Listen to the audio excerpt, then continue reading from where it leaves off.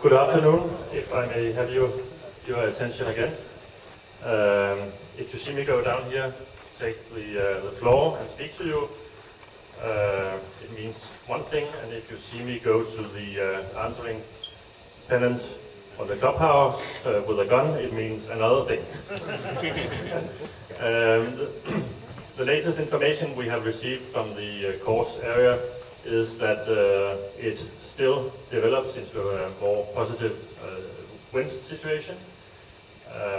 We have an area from Vandensbæk towards Brøndby and up to almost 1 nautical mile out, where there is some wind, and some wind is more than 2 meters per second or more than 4 knots.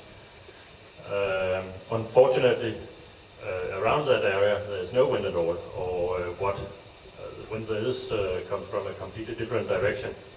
So it is not. I'm not yet convinced that it makes sense to go out there with 150 people in a world championship.